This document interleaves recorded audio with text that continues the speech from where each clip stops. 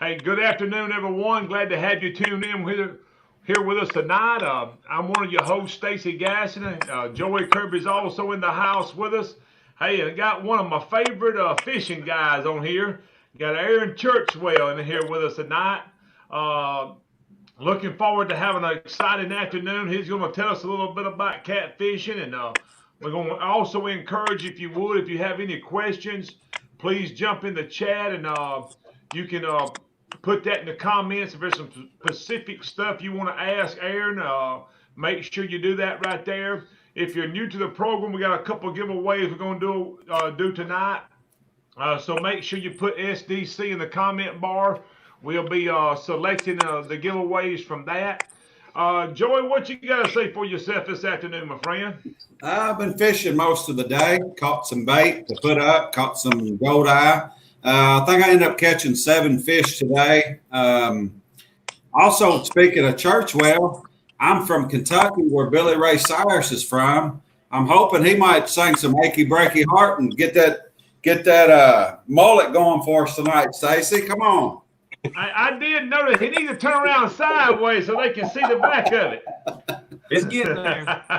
It's getting there. It's getting a little out of control. He's kind of crossed up between Billy Ray Cyrus and Vanilla Ice. So I wouldn't go that far.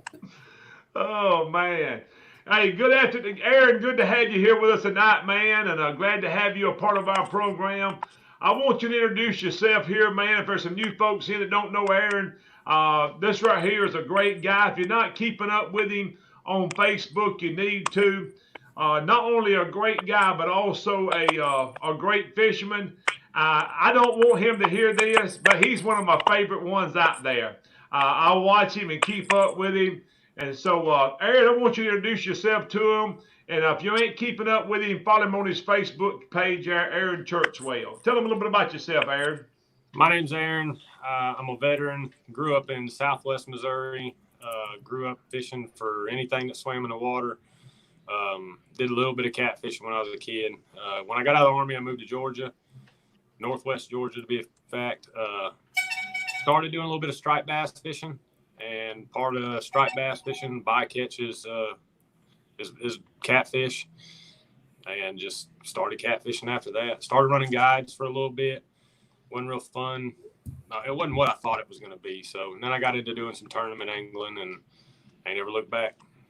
So I live in the great state of Georgia, down in the Atlanta area, and I'm blessed. I get to travel all over, get to fish for some awesome organizations, Heroes Outdoor being one of them.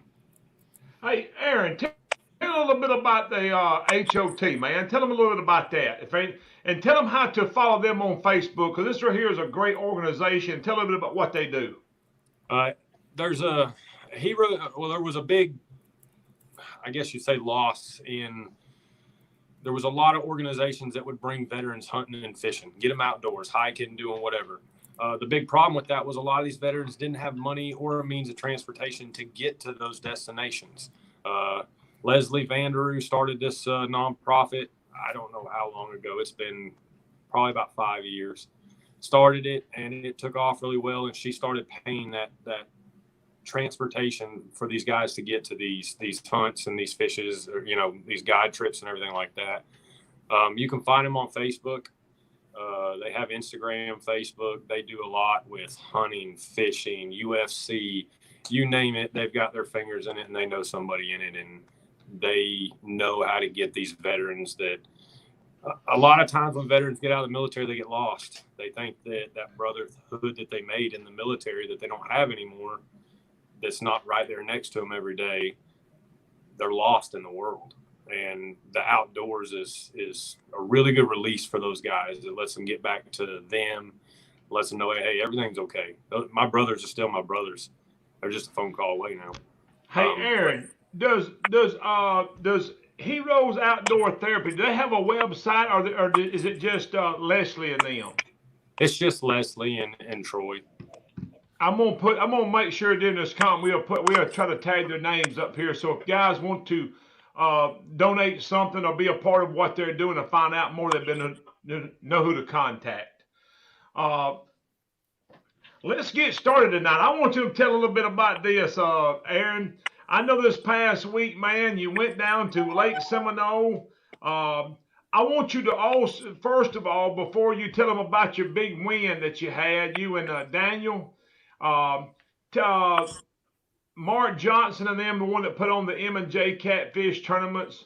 If you would make a little bit of mention about them, and I want you to tell us about what happened this weekend. Well, we went down. This is our second M&J that we fished. Really good group of guys. It is, back in the day before a lot of us fished the Cabela's and Cat Masters and all that stuff in Bass Pro tournaments, there used to be just good old boy tournaments where you'd all get together, have fun, throw a little money in a hat, and go fishing. And that's what they're doing. And it's all for fun. It's a blast. Really good group of guys. Seminole it's a lake that you don't ever hear about. If any of you guys follow Ronnie Dixon, I mean, you've seen he catches some 60+ pound fish out of it. After this weekend and the last month, I believe there's some 70, 80, 90 pound fish in that. It's just, there's so much structure in there that you cannot get in and fish. But we went down there, had a plan. We fished the one last month, took third and big fish, and we were going to start out right where we left them off. And we got out there, wind started blowing us all over the lake, couldn't really fish it the way we wanted to. So we took off up the lake, an area Daniel had showed me on Navionics. We ended up right there, and the wind was working perfect with the way the channel ran. So we made a drag through there, and I want to say the first 4 or 5 fish we caught weren't but 3 to 5 pounds. And we made about a 2-mile drag, turned around, came back, started that drag over again, and we didn't stop dragging until 5 in the morning. Never turned the boat around. Every time we talk about turning the boat around, we put another 20, 25 pound fish in the boat. About 5 o'clock in the morning, we put a 35, and then at the time he was 49, but when we weighed him in, he was 47. So got those 2 fish in the boat and ended up with 148 pounds and big fish. So it's a pretty good weekend. Caught a lot of fish, 35, 40 fish, rough estimate probably. Aaron and chat, Adam Seaplick said, what's your approach for nighttime fishing, targeting catfish coming off the beds, which is probably maybe what you just described, what y'all did last weekend, I guess. Yep. I actually did a live feed on the way down there talking about that. In my experience, a lot of these fish, when they come off bed, you got to think, man, they've been sitting in a hole that doesn't have current, doesn't have a lot of oxygen, doesn't have anything that really wants to make them stay there, except for the fact that they're watching that nest. And I think when they come out of that nest, they go to deep water. It's colder, it's more oxygenated. I think they go to that deep water and they just slowly feed. And I think dragging baits in deeper water, and deep is considered different on every body of water. Wheeler, 50, 52 foot of water plus. Down there where we were fishing, 30 to 32 is as deep as we were catching them. So all right, that's the same thing on the Coosa. Last year I did some fishing down on the Coosa right after spawn, and we put a 52 in the boat, a bunch of 40s, bunch of upper 40s, deep water right after spawn. So your preferred method normally in those lake areas is dragging baits and maybe suspend drifting or something? Yep. Yeah, this time of year, I spend a lot of time on Gunnersville, on the lake end of Gunnersville, and suspend drifting is all I do. You just got to figure out what bait they want. Some days they want shad, some days they want skipjack. Yeah. Let me ask you this, Aaron. Have you noticed, like, coming off a spawn, the condition of the fish, far as the size of them, or the bellies packed full, or they look a little bit on the slim side? They were all, if you look at the pictures from my post that morning, because I made a post that morning and I said something about when you're culling fish like this, you had a good night. Every one of those fish were just, their bellies were flat, they were skinny, all beat up. But another thing, every one of those fish were throwing up crawfish and they were throwing up shells. I don't know how many crawfish claws and shells I pulled out of that live well all night. Wow. The only other fish that one of them threw up is that big fish. He threw up about a pound gizzard shad. Aaron, Dale Dunaway said you a fishing machine, and Lisa Haraway put on here, Aaron is a catfish man. Boy, they bragging on you tonight. I try.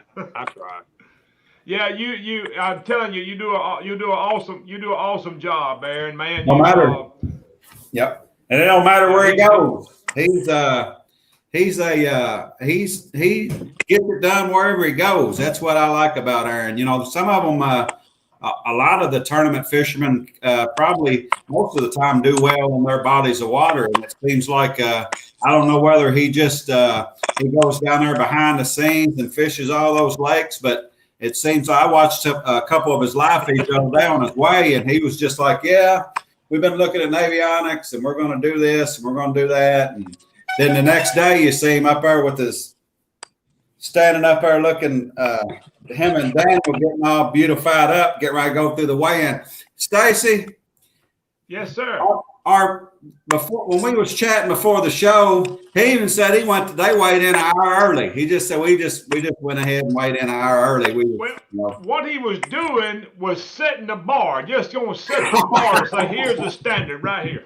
No, we had fish that were trying to die on us all night. I mean, we fought with it all night. I'll give y'all a little tip too on that. A lot of guys have fish that start bellying up and they just leave them in the live well and they think, well, I'll just pump fresh water in there. I'll put some oxygen on them and try to get them rejuvenated. Why those fish are trying to die is because you got to think about the pressure difference. You know, you caught that fish out of 30-something foot of water and now there's no pressure on him. He can't keep himself straight in the water. Put a hook back in his mouth. Stick him down there 20, 25 foot. You ain't got to put him all the way back on the bottom. I think we had 5 different fish that night that we ended up culling out eventually, except for 2 of them. But put a hook in their mouth, put about 12 ounces of lead on, drop them down about 20 foot. Hey, I'll tell you another thing too. You get some good pictures off side imaging. And I think Will Timmons asked, what's your favorite live bait? I would have to go with brim. And that goes back to river fishing. You know, this lake fishing is new to me. This is only probably about 2.5, 3 years that I've been lake fishing. I'm a river fisherman. I grew up fishing rivers. And when I first got into catfishing, that was the Coosa. I stayed on the Coosa. The lake end of it, that was no man's land. I didn't go down there. So. Hey, Aaron, here's a good question. Let me get it popped up right here. Adam Johns asked, when suspend drifting through trees, do you normally try and drill through them or over the top of them so you don't get hung up? You ever done that? Larry Muse told me this one a long time ago, and I've done it down on Wilson. Larry always told me you don't have to get in them trees to catch them fish.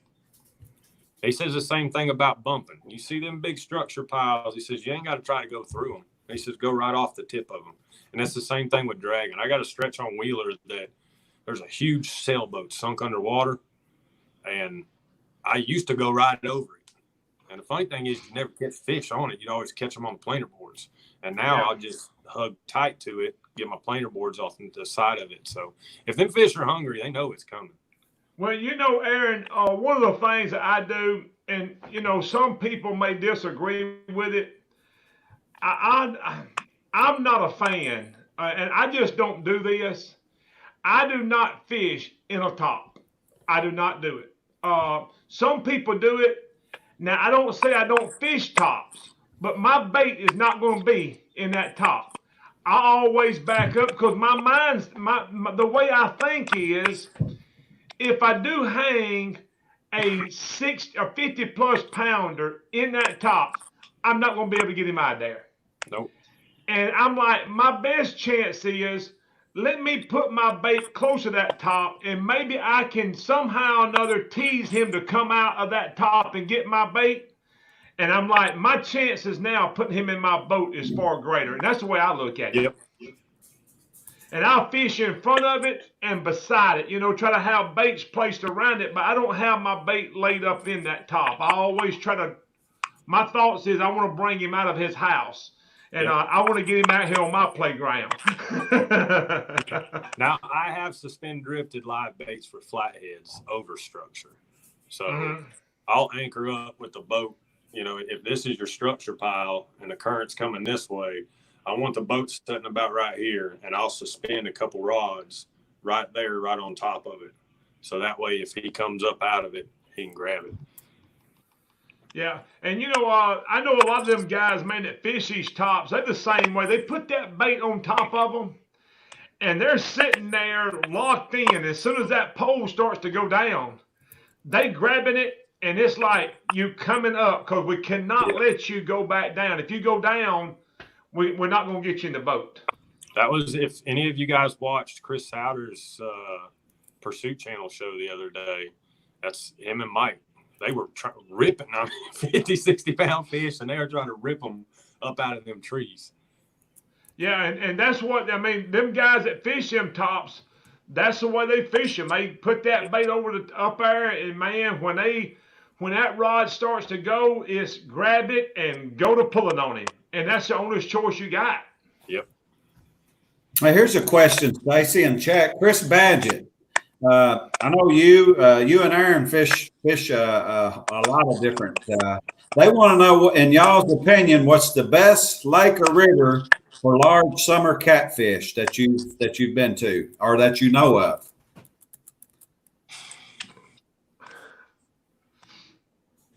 You ain't You want me to answer that? Go ahead. I'm gonna give you my shot at it. Chris Badgett, they don't want to tell you. I'm gonna say any lake on the Tennessee River, but I'm biased to the Tennessee River because it's so close. That thing is unreal. I know I fished the Green River and Ohio River here, and anytime I get a chance to go with Stacy to Gunnersville, Wilson, Willer, we hadn't even made it down to Pickwick, but either way, you're missing out, Bobby. them things there will flat spoil you. I mean. I'm gonna say this. You know, Aaron drives a good way to fish, and I had to drive about 4.5 hours to fish up there. I would drive further to fish if somebody would, you know, if there's a better place than Wheeler and Wilson, Gunnersville, and that's the 3 places I fished. I drive the distance to go fishing, because I'm telling you, I've never fished anything that's like that. It took a little bit of time to try to figure things out. You know, they just don't jump in the boat with you. But once you get out there and figure it out, you know, I've had some guys that tell me if I fished up there, I'd catch them like that too. And when they went up there and they didn't catch them, I'm like, well, you got to fish for them. You got to figure them out, and you got to find them like anything else. It took me 4 trips going to Wheeler of getting skunked 4 times. Well, I finally said, this tactics that I'm using, this stuff that I think works in this river that's going to work here, I got to wipe the slate clean. I got to start over and try something else. Yeah. Aaron, the first time I went was probably 5 years ago. I can't remember. And we pulled up at the first spot. I anchored out. All I've ever done was anchor fish. And so I anchored down, and what little bit of current was there, and I threw my rods and that. Went there about 15, 20 minutes and caught one. I caught a big one. He wasn't over 50 pounds, but he was a big fish. And I thought, well, this is going to be pretty simple. I think I fished for 3 more days. I didn't catch another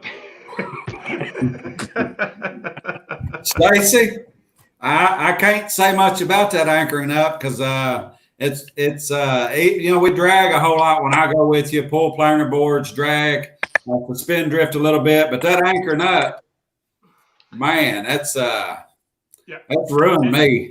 And you know, I'm gonna tell you, there's two things I love to do.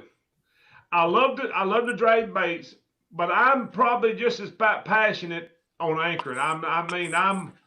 I like that too. But Aaron, I'm gonna get back to this, because one of the things that I've seen that has tremendously helped me over the board, over all around, is being here where I live at. I'm about an hour.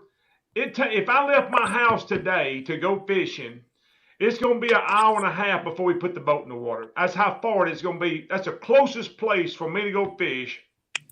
If we left right now and put out of my driveway, we're looking at an hour and a half of getting ready to take off. And I can fish several places an hour and a half, 2 hours, but that's still. So I grew up fishing one spot. And several years ago, I started venturing out. And my first trip to Wheeler, Gunnersville, I got there, and on my body of water. Hey, I call myself, man, I'm the man over here. You know what I mean? I can catch these catfish. I'm really good at this. And I go up there and jump on Gunnersville for the very first time. That's where I went. And I figured out then, I was sitting there scratching my head, and I said, I don't know nothing. It's humbling, very humbling. And I'm telling you, but I started working on it. I said, I got to get back here. I cannot let this thing whoop me like this right here. And fishing different bodies of water has made me an overall better fisherman than anything that I've done. I just sort of stuck with it.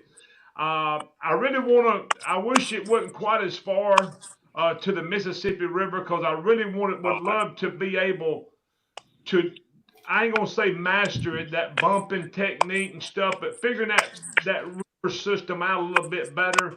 That's something that's had me whooped pretty good. I ain't never fished it but 2 times, but I'm like, man, I need to fish this more often to learn how to fish this kind of water system. That's what, if somebody were to ask, what's my favorite big fishery river system, will be the Mississippi. You don't know how big the next fish you're going to catch is. Yeah. That was 2 years ago. We went there and we spent 4 days, something like that, without getting a bite. Well, it was Saturday, Sunday, Monday, Tuesday. So, yeah, 4 days without getting a bite. The 5th morning, I said, we either put fish in this boat today or we going home. And I ain't coming back here. And we tried something way out of the ballpark of what we had been doing all week. And first fish in the boat was 66 pounds. Wow. So, Hey, Aaron, here's a good question here. Back to tournament fishing. Troy's asking, with as many tournaments as you fish, what would you love to see to improve fishing those tournaments? That's a hard question.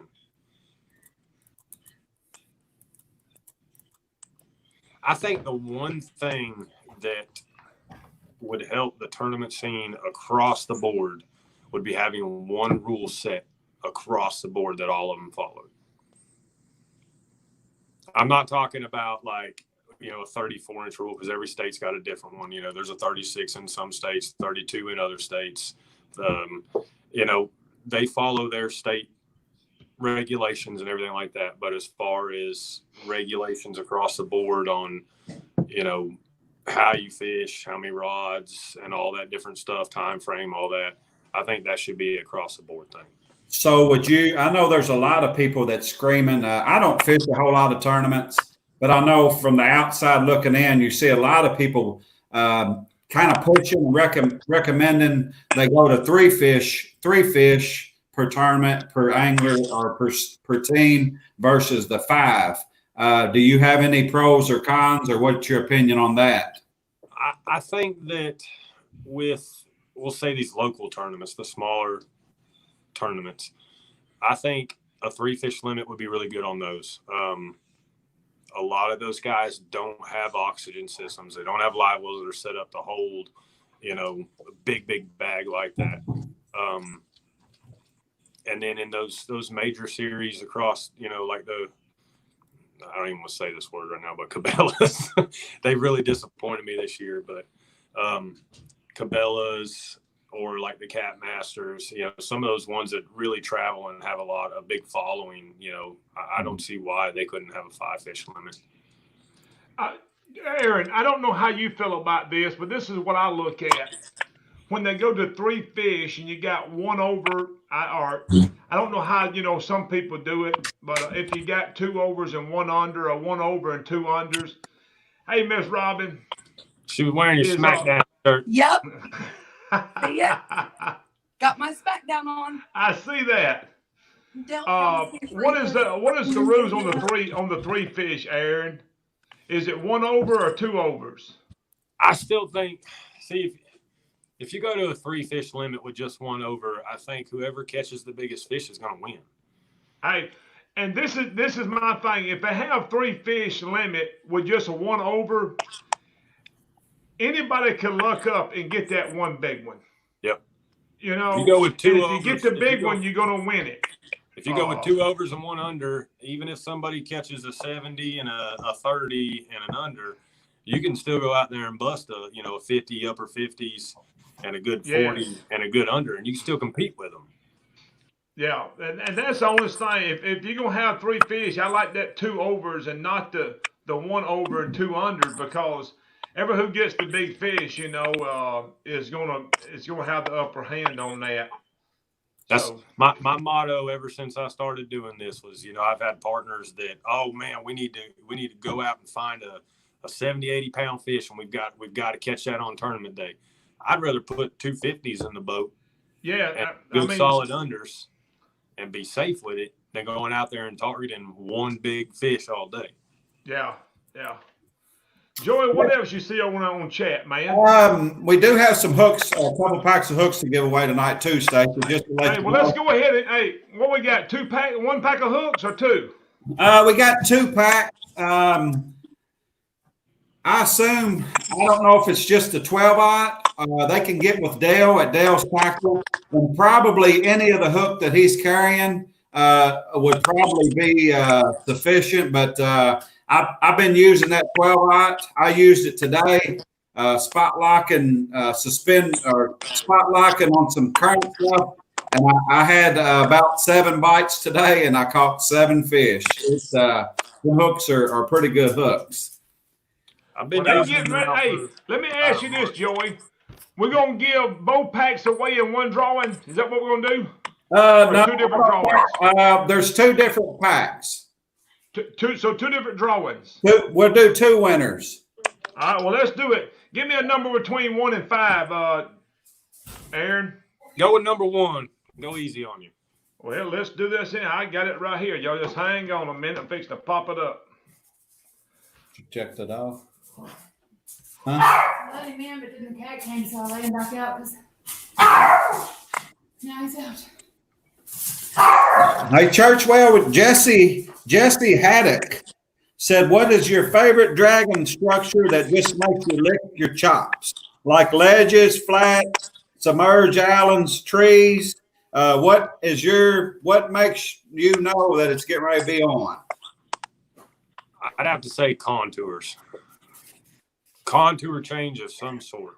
That 2 weekends ago when we were out there on Wheeler, we fished for 2.5 hours, caught 70 pounds, had to leave because of a family emergency. Still ended up in 5th place after 2.5 hours, and we were dragging a 1-foot contour change. That's it.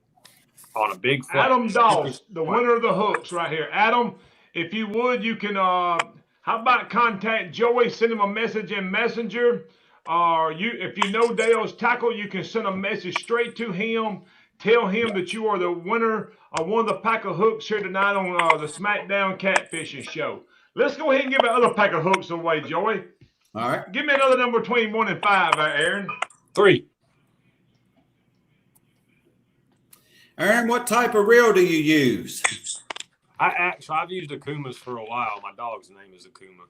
Okay. But I used to use the classics, and I just switched over to the cold waters, and they're really smooth, really nice reels. So I've had them for about a month now, still putting them through the ringer. But all right. Boy, there's a lot of STCs going through there, Stacy.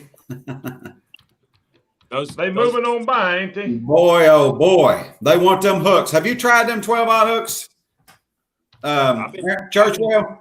I've been using them for probably a little bit over a month now, maybe a month and a half, and I love them. Yeah, love them. Be careful putting them things through bait because you'll stick it through your fingers. Hey, be careful getting them out of the fish too. The winner of the other pack of hooks is Brian Huff. Brian Huff Jr. If you know Dale's Tackle, you can contact him directly.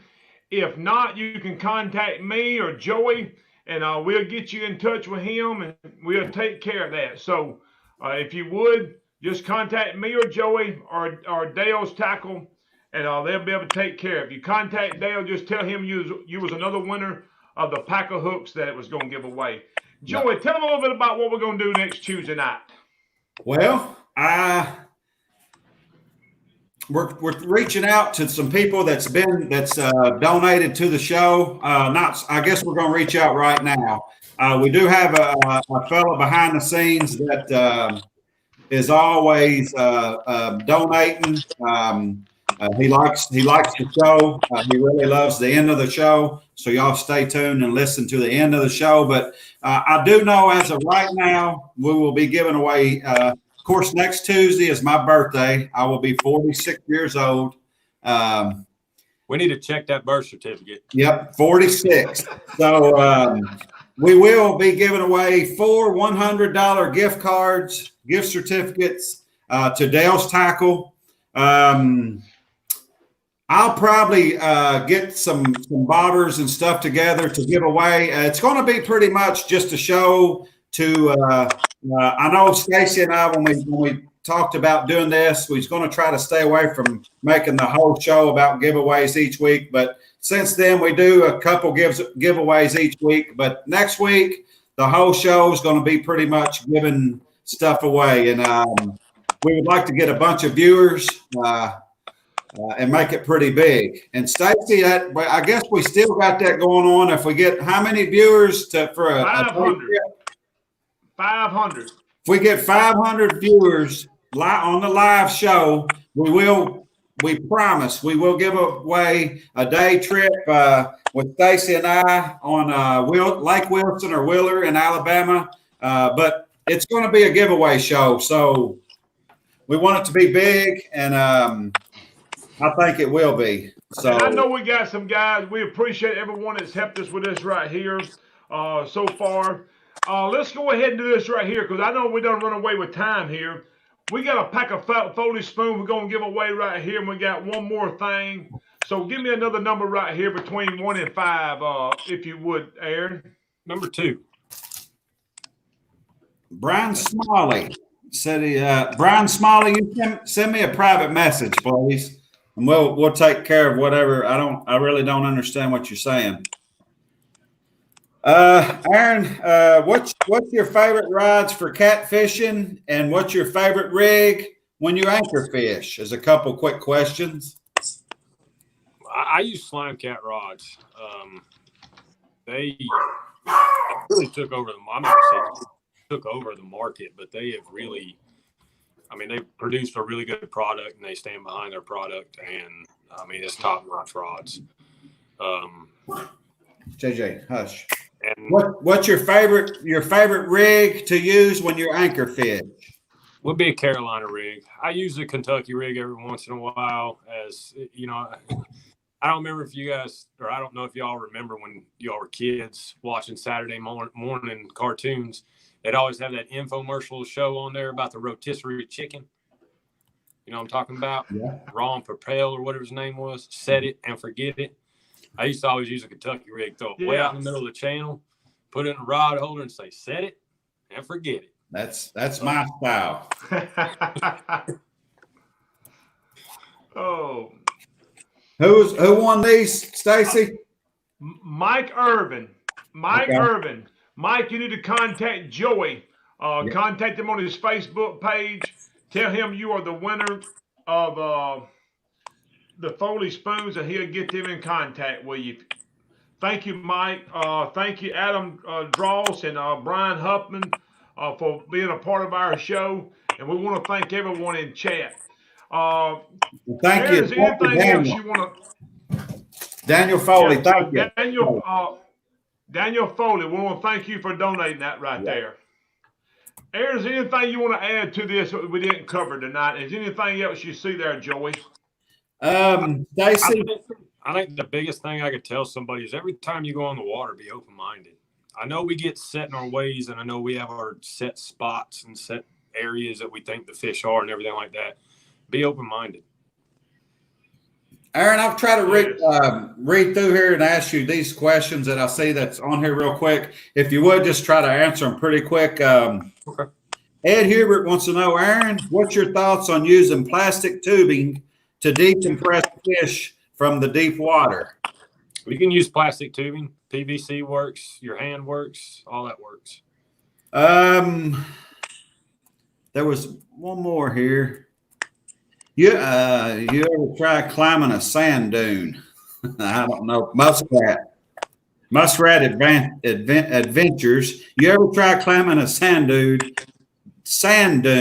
That's how the boat's coming. So I guess he's struggling on getting his boat going. But I think that's about it, Stacy. That's all that I see. So yeah. That's all I see. Guys, I want to encourage y'all. Next Tuesday night, we're going to do we got several $100 of stuff we're going to do in giveaways. So invite your friends and your family to be a part of the program. Looking forward to see y'all. And I'm going to give you one more shot. You got anything else you want to add to this? No, like I was saying, be open-minded. Let the fish tell you where they are. A lot of times when I start dragging a stretch, I may start catching them all the way on one side. And if I do, I'm just going to keep slowly moving towards them. Let the fish tell you where they're going, what they're doing.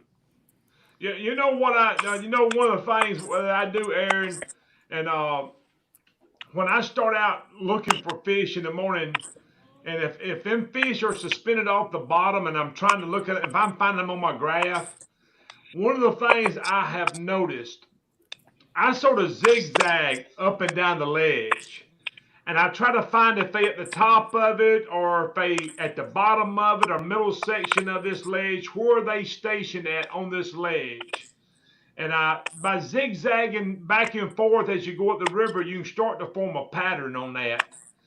I've also come back and got right there on that line, and when I'm start dragging baits up through there, I turn around, look at my electronics every now and then, and if it's early morning or different time of the day, I might have started, you see these fish up under you, and the sun's starting to come up or has done come up, and you look around, you're watching your graph, and them fish ain't there no more.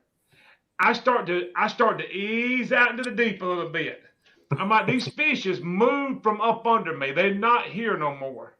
And I think that that sometimes, man, we're thinking they just quit biting, and they didn't quit biting. They either moved up or they moved back down, or according to how the sun came up or whatever took place there. So, I'm a big believer in my graph, and I watch it a good bit. So that is something you need to pay attention to.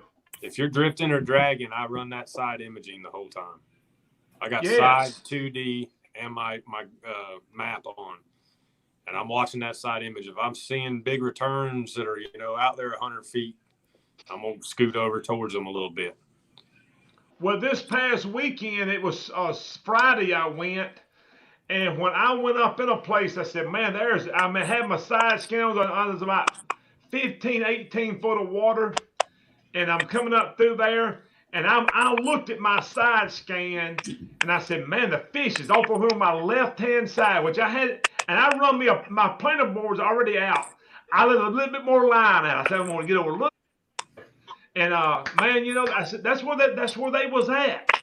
And if you didn't have that, you wouldn't have knew it, but them things is a help.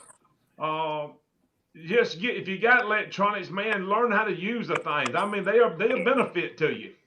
Hey, Aaron, Muskrat Adventures ask, do you have any idea how you would find mussel beds on sonar? It's tricky. Every sonar is different. They show up different on every type of sonar. The easiest way that I've found to find them is on your 2D. You look for that difference in it. A lot of our lakes local here in Georgia, you can figure out where they are because we drop our lakes over here way down in the wintertime. You can go out there and see where they scoot across the mud getting back to the water. And that's an easy way to figure out where they are. I think the first time I ever figured out what they looked like is I pulled some up they had closed on my line, and I pulled them up and I went and scanned over it, and you could see the difference on 2D. Yeah. Hey, Chris Badgett asked, and I know Stacy and I both are notorious for this, and I don't know how you do it, Churchwell, but Chris Badgett asked, or Baggett asked, does anyone keep a journal or notes from each trip, such as bait, size, and weather? So I know Stacy and I both are notorious for Facebook time hop or whatever it is. You can your memory. You can go to your memories and tell you exactly what you did that day last year. Yeah, I have a really good mental processing of stuff like that. I don't think about it at the time, but it gets tucked away in there, and I'll find myself in that same situation and be like, hey, I've caught fish like this before doing this. This is what I need to be doing, or at least need to go look at it and go from there. Well, Aaron and Joey covered this. I can't even remember what I done yesterday most of the time. But I will go back. I will pull my phone up, and I'm like, what did I do this time? Where was I catching fish at this time last year? And I'll be strolling through there looking at pictures and this, that, and other. I said, there one is from June. I said, where was I at? I can remember where I was at, and I can remember where I caught that fish at. And I'm like, this is where I caught this fish at this time of the year. He was up in this kind of water. I relate things that way. You know what I mean? It might not always hold true, but I'm telling you, a lot of times it's pretty consistent. Yeah, it is. We had a really late start this year for a spring. I don't even think we'd call it a spring. It was straight from winter to summer, but it has been. There's a good question for y'all both. What's your favorite time to fish? I don't know if they mean as morning or night or noon or the spring, summer, fall. I'm not sure, but he asked, what's your favorite time to fish? Go ahead and let them have your mind there on that, Aaron. Time of the year would be winter. That'd probably be my favorite time to fish. And bigger fish are more active. They're a lot easier to determine where they're going to be. And probably favorite time would be during the daytime.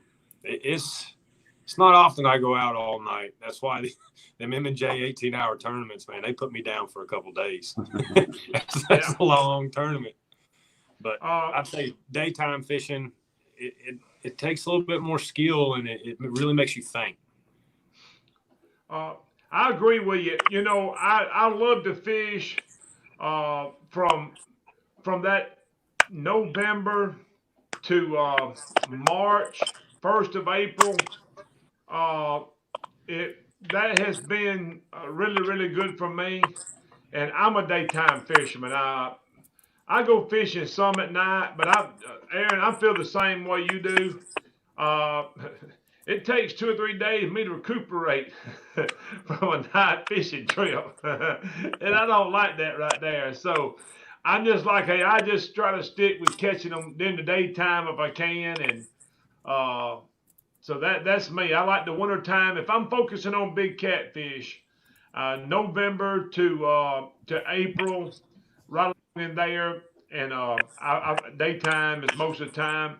And I know people see me fish at night some. A lot of times it's not all night. That's one of them. I go on the lake.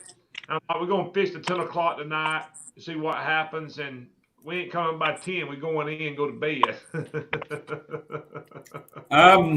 That's my problem because I'll sleep on the boat.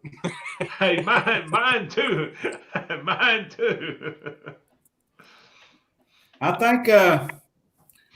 think that's about it, Stacy, that I see on the questions. They want to know what kind of you're a hummingbird fellow, aren't you, Aaron? And what sonar does Aaron use?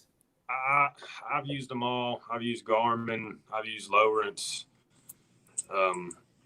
If you ask me, user-friendly straight out of the box would be Garmin. I mean, you can plug that thing in right then and there, and you ain't got to change anything. And it's got some of the best 2D on the market. I haven't played with the live scope yet. Lowrance is pretty good. It's a little tricky to get it dialed in right. But But hummingbird is, since they came out with mega imaging, that's been my go-to. So I think that's about it that I see, Stacy. There is a couple people, local people here, Stacy.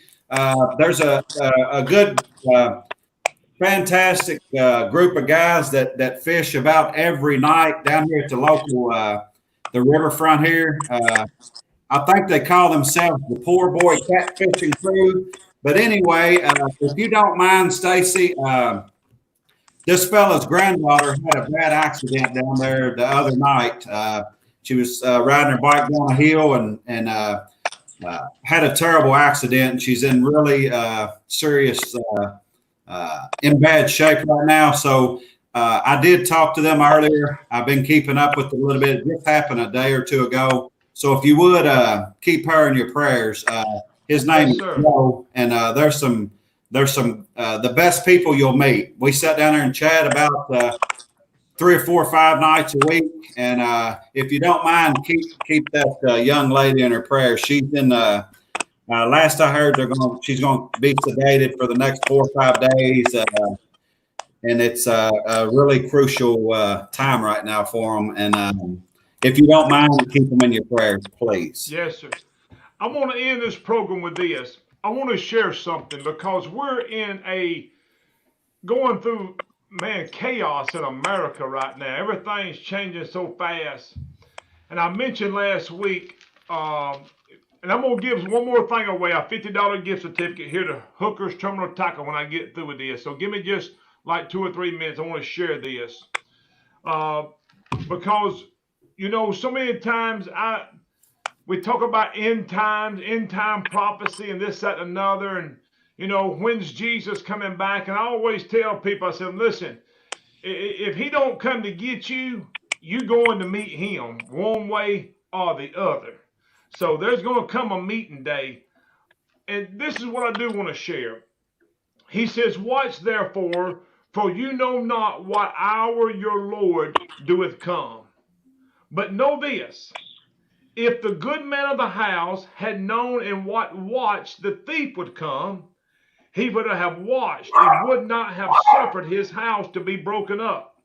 Therefore be ye also ready, for in such an hour as ye think not, the Son of Man cometh. And so what he's saying here, you need to be ready at all times. Make sure you have placed your faith in Jesus Christ. He is the one that has died for our sins. I told a guy one time before, and I want everybody on here that's still tuning with me to understand this. The thing that separates me or you or any believer from anybody else, it is not me being perfect because I'm far from it.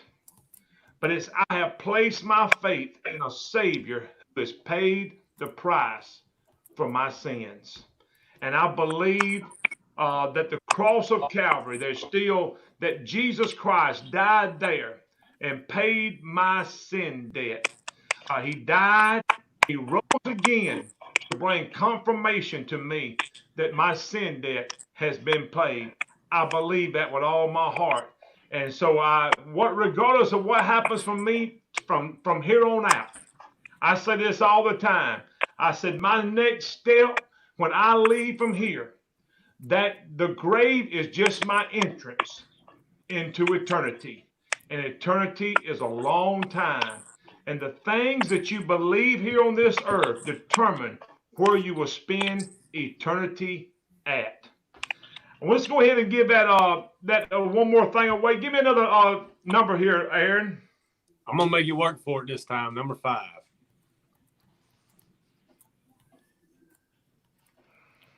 Give me just a second. I got one. Got it. I don't see any more questions. I guess you got them all, Churchwell. Hey, anybody can send me messages on Messenger. I mean, I talk to a lot of guys. In fact, when I get off this, I got to go do a little video and show another guy how to tie up a bumping rig. So I'll help anybody out. You can ask a lot of guys I fish against too. I'll help them any way I can to try to help them put fish in the boat. even if they're fishing against me. Hey, Willie King. Willie, you are the winner of the $50 gift certificate to Hooker's Terminal Tackle. You can contact me, Stacy Gassner, or you can contact me here on the SmackDown Catfishing page. I'll get your information from you. If you know James Arward, you can contact him and tell him that you are the winner of it, and we'll get you taken care of. Guys, thank Churchwell, y'all. Stacy, they got one more question for Churchwell. Go ahead. Matthew Richardson wants to know, during Churchwell, do you use jury curl? No. Can you show them one more time what you got going on? What you got? There you go. There you go. All natural. Aaron, I appreciate you being on here with us tonight, man. I really appreciate everything you do, man. What you've done, what you do in the sport of catfishing. I appreciate that, bud. Thank you for having me, guys. Yes, sir. Guys, God bless y'all. Y'all have a great week this week. And remember this, that Jesus Christ is Lord. We'll see y'all next week, next Tuesday night. See y'all then.